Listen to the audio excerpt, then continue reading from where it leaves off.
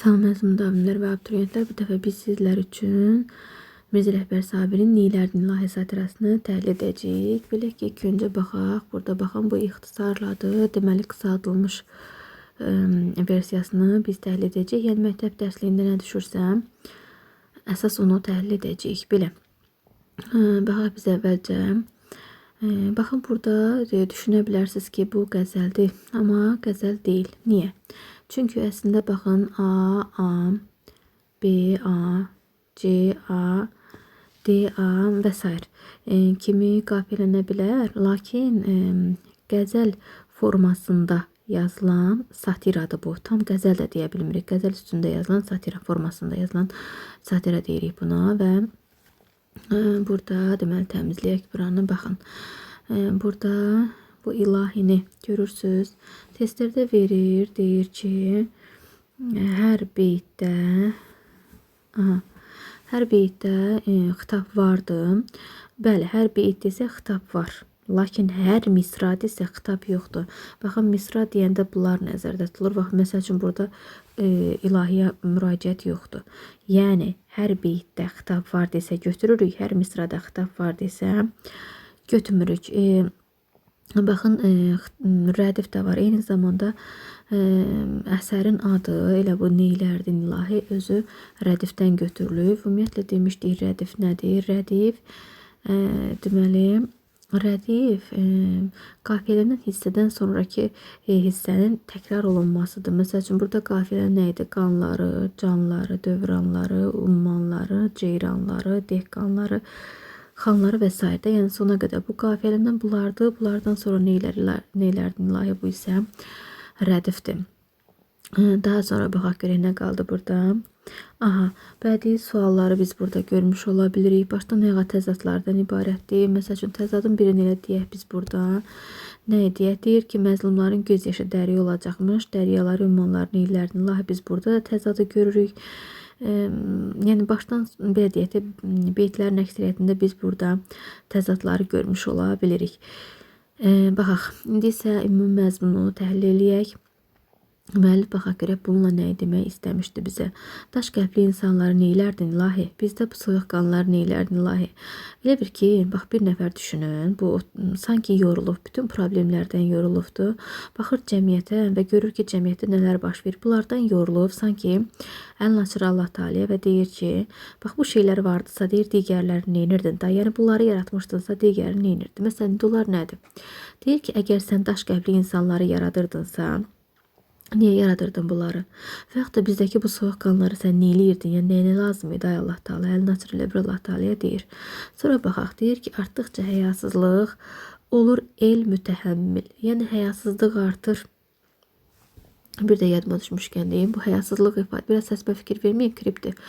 Qeyb olmuşam, ona görə biraz səsim belə çıxa bilər. Amma siz əsas təhlilə diqqət yetirin. Baxın, burada deyir ki, artdıqca həyasızlıq. Həyasızlıq deyəndə bu həyasızlığı biz harda görürdük? Bir anlıq əsərləri təhlil edərkən təhlil sizi götürsün digər başqa bir əsərə. Məsələn, deyir ki, hökm etsin, dursun və həyasızca axın.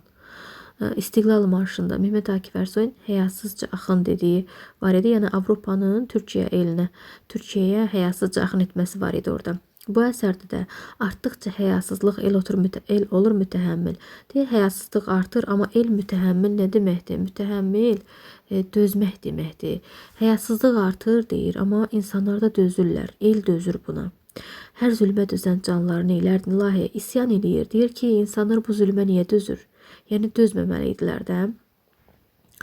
Yəni ki, məzlum zalimin bu zülmünə niyə dözür, dözməsin. Testlərdə bilirsiniz necə verirlər. Deyirlər ki, məzlumun zülmünə zalim dözür. Məzlum zülm eləmir axı, məzlum özü əzlən deməkdir. Yəni fikirləri oxuyarkən diqqət yetirin. Yəni bir növ şair artıq yorulubdur. Götürə bilmir, artıq dözə bilmir ki, bu qədər haqsızlığa, ədalətsizliyə el dözür, göz yumur. Bir dövrdə kim sidq səfa qalmayacaqmış, bilməm belə dövranları neylərdin ilahi? Yəni deyir ki, bir dövrdə rahatlıq, deyək, sədaqət qalmayacaqsa, yəni sən belə dövr neynirsən, deyirlər, belə dövr olmamalıydı. Yəni belə dövr gərəksiz də deyir. Məzlumların göz yaşı dərya olacaqmış. Bu nə deməkdir? Gör müəllif nə qədər böyük bir faciəni bizə dili ilə çatdırır. Məzlumların, yəni əzlənlərin, insanların o qədər ağlayırlar ki, göz yaşlarından dərya yaranıbdır. Əgər deyir, Taylı deyir bu məzlumların da, yəni bu bədbəxtlərin deyir göz yaşlarından dərya yaranıbdır. Neyirsən deyir Tay dəryanı yaradıb. Var da onsuz da deyir insanlara zulm verirlər, onlardan dərya yaranıbdır. Dəryaları, ümmanları, ümman nədir? Dəniz deməkdir. Ümmanları neyinirdin deyirsən? Səyyadə cəfakarda rəhm olmayacaqmış. Burada səyyada fikir verir. Nə deməkdir bu səyyad? Səyyad burada ovçu deməkdir. Səyyada cəfakarda rəhm olmayacaqmış. Ahuləri, ceyranları neylərdin ilahi? Sən deyir ki, cəfakar səyyadlarda, ovçularda, cəfakar ovçuda rəhm olmayacaqsa, ahunu ceyranı neynirdin? Yəni, bu ovçu gedib onsuz da bu ahunu ceyranın hamısını öldürüb qurtarır da. Ta deyirsən, neynirdin bu ahunu yaradıb? Yaratmadı, onsuz da deyir, cəfakar ovçunu yaratmışsan, onsuz da bunu öldürəcəkdir. Ona görə sən deyir, bunu yaratmayaydın. Neynirdin deyir ta onları. Bir də sizə bir məqam deyim. Baxın, bu səyyad ovçu deməkdir və burada səyyad kimi getsə də Molla Pənah Vaqifin avçısı olmuşam sən tək ceyranın deyəndə özünü orada ovçuya, qızı isə ceyrana bənzədirdi. Burada da səyyad ovçu deməkdir və deməli daha doğrusu avçısı olmuşam sən tək maralın, xəyalımdan getmiş hərgiz xəyalın. Orada ovçu deyəndə özünə deyirdi, qızı da nəyə marala bənzədirdi. Burada da ovçu söhbəti var, səyyad, bir də ceyran söhbəti var. Orada maraldır, burada ceyrandır. Və deyir, bağın əkinin xeyrini bəylər görəcəkmiş, toxum əkməyə dehqanlar neylərdin? Yəni deyir ki, onsuz da bu əkilən bağdır. Əkində onların xeyrin bəylər görəcəkdirsə, sən deyir, neynirdin Tay dehqanı, toxum əkən dehqanı neynirdin deyir, kətlini neynirdin deyir. Onsuz da xeyri görən bu deyil, bu kətli deyil, yəni bəydir. İş rəncbərin göz öküzün, yer özününkü bəyzadələri, xanları neylərdin? Lahi, bax burada bu deyir, iş rəncbərin, güc öküzün, bax belə bir ifadə bir də bilirsiniz, hansı əsərdə keçir, Firudundadır. Firudun etiraz edir, deyir ki, sudur, yerdir, toxumdur, yəni bunlar bizdəndirsə, yəni biz əziyyət çəkirik də, Firuzunda da belə bir ifadə keçirdi. Onlara qoyulan belə deyək, vergini istəmirdilər. Məhsul bölgüsünə qarşı etiraz eləyəndə Firudun orada səsini çıxardırdı. Yəni deyir ki, işin böyük bir qismi bizə düşürsə, Tay siz də yəni vergidən bizə bir normal əməlli vergi verin. Bu fikir Firudunda keçir. Deyir ki, iş rəncbərində güc öküzündə yerdə özününküdür. Neyirsən bəyzadəni xanım? Sonra hökm eləyəcəkmiş bütün aləmdə cəhalət, dildadə irfanlar neylərdin ilahi? Əgər deyir, bütün aləmdə cəhalət hökm edəcəkdirsə, yəni nadanlıq, ilimsizlik. Dildadə irfanı sən neynirdin?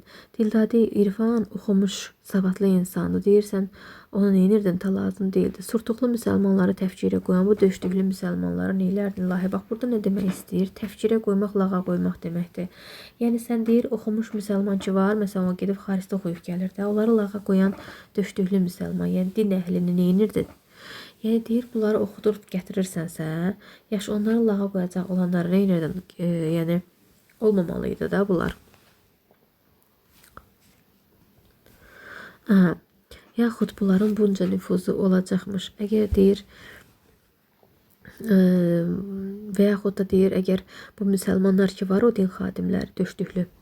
Deyir, onların nüfuzu çox olacaqsa, sən deyir, 5-3 bu Suxəndan. Suxəndan söz ustalı deməkdir. Yəni sən deyir, onları neynirdin daha? Qeyrətli danusbaz yadınızda qalsın, xəbərçi deməkdir. İş bacarırkən tənbəl dəli şeytanların neylərdin ilahi? Danusbaz elə bir sanki müəllif yandığından deyir də bunu ki, sən deyir, o xəbərçilər varkən, sən deyir, neynirdin deyir, tənbəl dəli şeytanları. Baxaq, bir dəqiqə təmizləyək buranı. Burada deməli bir şey deyim ki, yəni sadəcə olaraq Azərbaycan həyatında məhdudlaşmayıb burada müəllif ümumdünya mövzusuna toxunub. Yəni bütün dünyada əzilən insanlar nəzərdə tutulur. Sadəcə Azərbaycanda əzilən insanlar nəzərdə tutulmur. Burada da müəllifin əsas qayəsi insandır və onun taleyidir. Nəsimində də insan və onun taleyi müəllifi düşündürürdü. daha sonra dedik qəzəl kimi qəzəl janrında deyil, daha doğrusu qəzəl kimi qafiyələnib sadəcə olaraq. Və burada qadın hüquqsuzluğudur, daha sonra eşqdir, belə şeylərə yer verilmir. Bir də tərənnüm əsasında yazılmayıb. Tərənnüm nədir? Müsbət əhval-ruhiyyədir, gələcəyə ümiddir, tərifdir. Bunlar olsaydı deyərdik tərənnümdür. Axı burada tərənnüm yoxdur. Yəni ona görə də buna diqqət etmək lazımdır.